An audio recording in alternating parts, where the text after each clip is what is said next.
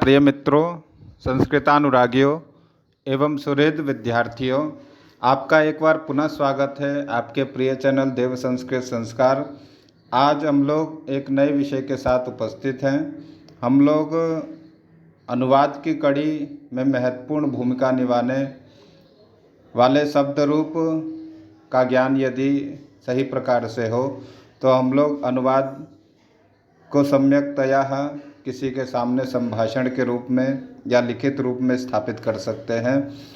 उसकी महत्वपूर्ण कड़ी का अध्ययन करते हुए हम लोग आज क्रमशः सब आकारांत शब्दों का अध्ययन करेंगे। किस प्रकार एक शब्द के समान अन्य शब्दों के रूप चलेंगे, इसका भी ध्यान करते हुए हम लोग अपने पाठ का विस्तार करते हैं। आइए हम लोग देखते हैं आकारांत राम शब्द। सामान्यतया संस्कृत पढ़ने वाले छात्रों को राम शब्द का रूप याद ही होता है। राम शब्द का रूप कारक की 6 विभक्तियाँ और अतिरिक्त संबंध और संबोधन मिलाकर 8 विभक्तियों में रूप चलता है, जिसमें एक वचन, द्विवचन, बहुवचन के रूप में रूप चलता है। आइए हम लोग देखते हैं आकारांत पुल्लिंग शब्द। आप लोग यहाँ देख रहे होंगे, यह प्रथमा विभक्ति है। प्रथमा विभक्ति में ऊपर रामः एक वचन, ये द्विवचन और ये बहुवचन का क्रम है। इसी प्रकार यहाँ वेद में एक वचन, द्विवचन एवं बहुवचन का क्रमशः दिया गया है। तो यह आइए हम लोग राम शब्द के से वेद शब्द का रूप भी किस प्रकार चलेगा हम लोग देखते हैं। तो रामः, रामौ, रामाः, ये प्रथमा विभक्ति है। उसी प्रकार जिस प्रकार हम लोगों ने प्रथमा विभक्ति में राम शब्द का रूप बोला, उसी प्रकार हम लोग वेद का भी बोलेंगे।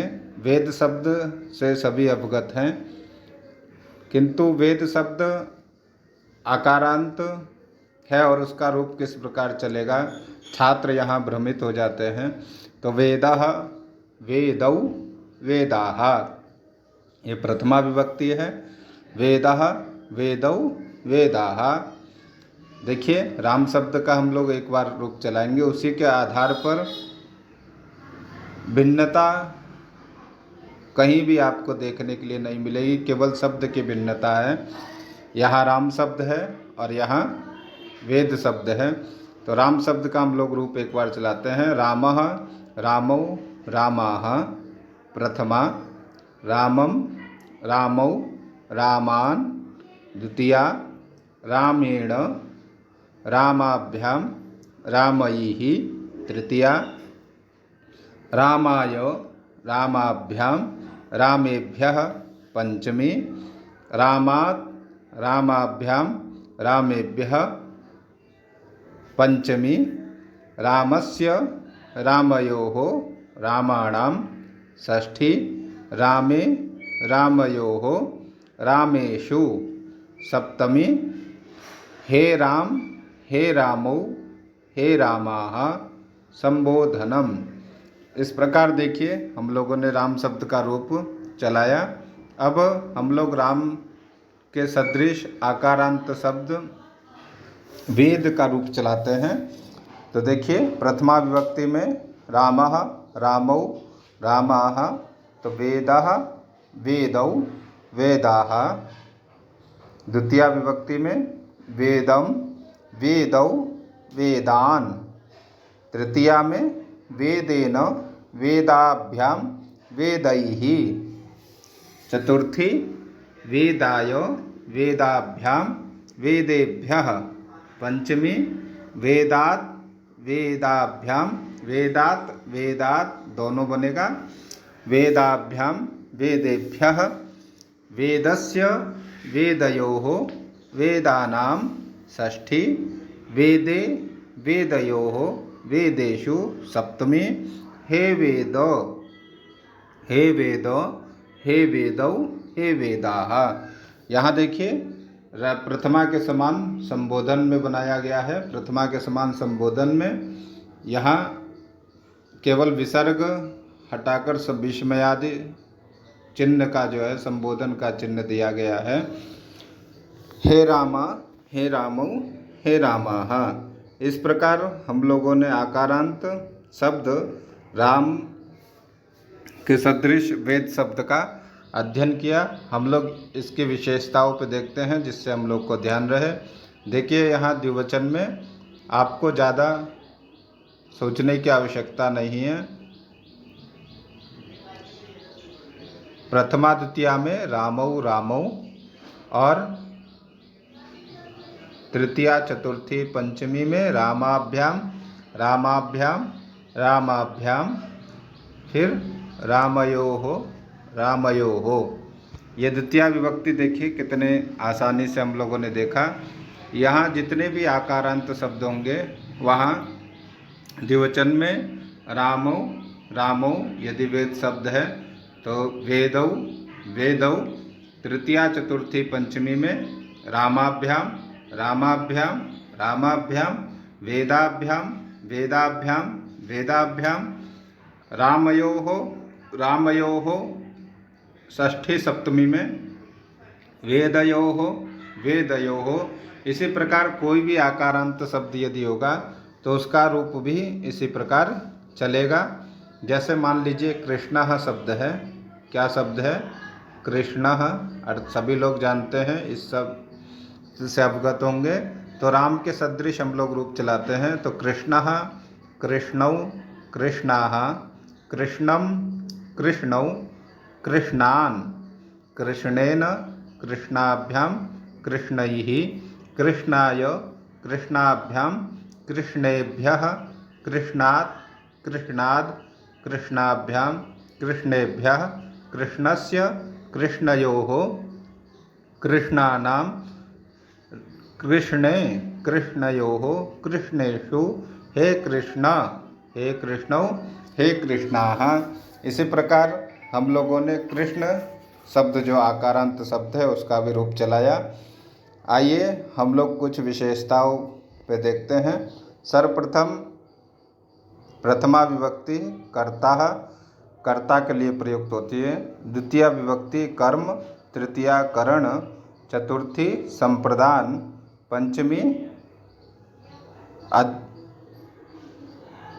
अपादान, षष्ठी संबंध, सप्तमी अधिकरण और अष्टमी विभक्ति संबोधन के लिए प्रयुक्त होती है। प्रथमा में रामः अर्थात रामः बोलने से हमें किसका ज्ञान होगा? राम का। फिर रामम से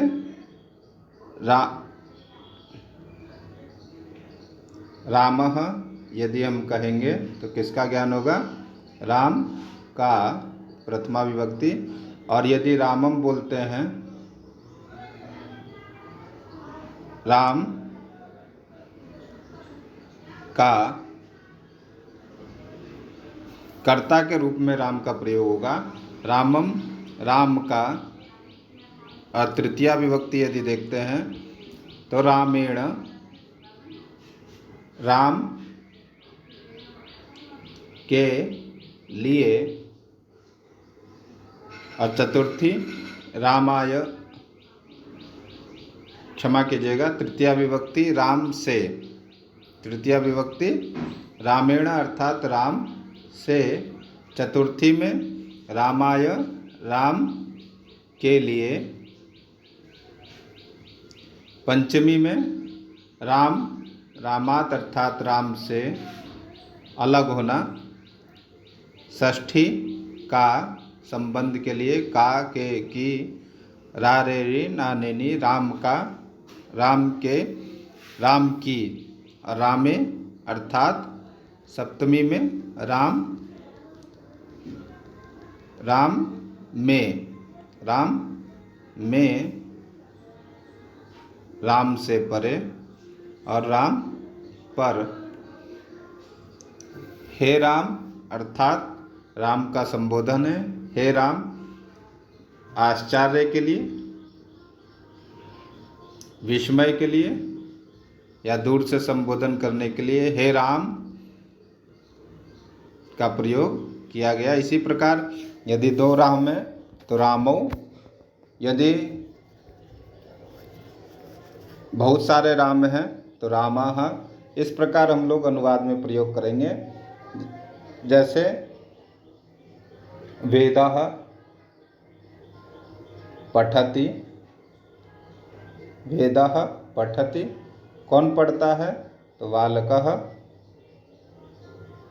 वेदः पठति, बालक वेद को पढ़ता है, बालक वेद पढ़ता है। मान लीजिए बालक, बालकः वेदम याचति, बालक वेद को मांगता है।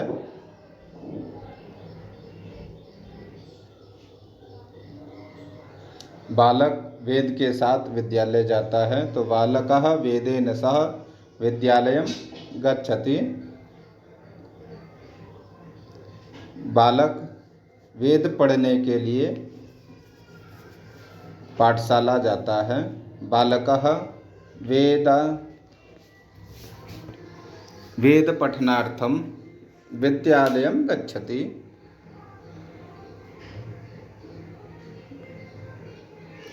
इस प्रकार हम लोग वाक्य का प्रयोग अनुवाद के माध्यम से करके शब्द रूपों की जानकारी रखते हुए सम्यक्तया कर सकते हैं।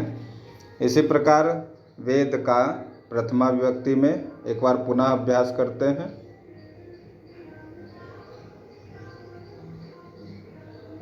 एक बार पुनः देखते हैं। रामः अर्थात राम का, रामम राम को, रामेण राम से, रामाय राम के लिए, रामात राम से अलग होना, रामस्य राम का के की, रामे राम में, हे राम वेद, हे राम आश्चर्य के लिए, विस्मयादि चिन्हों के लिए, वेदः वेद का कर्ता अर्थ में, वेदम कर्म अर्थ में वेद को, वेदेन वेद से करण अर्थ में, वेदाय संप्रदान अर्थ में, वेदात अपादान अर्थ में वेद से अलग होना, वेदस्य वेद का षष्ठी में, वेदे वेद में, हे वेद आश्चर्य आदि के लिए प्रयोग किया जाता है। आइए हम लोग किस प्रकार अन्य शब्दों के रूप, कौन कौन से आकारांत शब्द हैं जिनका रूप राम और वेद के सदृश चलेगा, तो हम लोग एक बार देखते हैं। देखिए यहाँ किन किन शब्दों के रूप राम के समान चलेंगे। तो प्रथम राम से ही ग्रहण किया गया है। कृष्णः सुरः, सुरः अर्थात मतलब दानव, खगः पक्षी, कर मतलब हाथ, मूषिका मतलब चूहा, अर्चकः पुजारी, तस्कर चोर, नायक, नायक से आप लोग शब्द से अवगत होंगे, नायकः नायकौ नायकाः, मातुलः मातुलौ मातुलाः, वृक्षः वृक्षौ वृक्षाः, कोविद, कोविद अर्थात विद्वान, कोविदः कोविदौ कोविदाः, सिंहः शेर, सिंहः सिंहौ सिंहाः, नृपः नृपौ नृपाः राजाः, चंद्रः चंद्रौ चंद्राः, चिकित्सकः चिकित्सकौ चिकित्सकाः, चालकः चालकौ चालकाः, सर्पः सर्पौ सर्पाः, विप्रः विप्रौ विप्राः, इन्द्रः इन्द्रौ इन्द्राः, कूपः कूपौ कूपाः, नारिकेलः नारिकेलौ नारिकेलाः, गणेशः गणेशौ गणेशाः, तडागः तडागौ तडागाः, केशवः जो कृष्ण का पर्याय शब्द है, केशवः केशवौ केशवाः, नागः नागौ नागाः, छात्रः छात्रौ छात्राः, अश्वः अश्वौ अश्वाः, वैद्यः वैद्यौ वैद्याः, जनकः जनकौ जनकाः। पिता शब्द में नरः नरौ, नृ शब्द है नरः नरौ नराः, वानरः वानरौ वानराः, मधुपः मधुपौ मधुपाः। भौरा जो होता है सुत अर्थात पुत्र, सुतः सुतौ सुताः, पुत्रः पुत्रौ पुत्राः। काणः अर्थात काना, जिसके जो काना हो, काणः काणौ काणाः। गर्दभः अर्थात गधा, गर्दभा गर्दभौ गर्दभाः। गायकः गायकौ गायकाः, गजः गजौ गजाः हाथी। कृपणः अर्थात कंजूस, कृपणः कृपणौ कृपणाः। याचकः याचकौ याचकाः, कृष्णः कृष्णौ कृष्णाः, मयूरः मयूरौ मयूराः। इत्यादयः शब्दाः। ये जितने भी शब्द हैं और इनसे संबंधित जो और भी शब्द बचे हैं आकारांत में, उन सभी का रूप किसके समान चलेगा? राम के और वेद के सदृश चलेगा, जिनका हम लोगों ने बृहद रूप से अभ्यास किया। एतेषां रूपाणि राम शब्दवत चलन्ति, एतेषां रूपाणि राम शब्दवत चलन्ति। ये सभी रूप राम शब्द के समान चलेंगे। एक आप लोग इनमें से सर्वप्रथम क्या करेंगे? सर्वप्रथम अपने नाम का रूप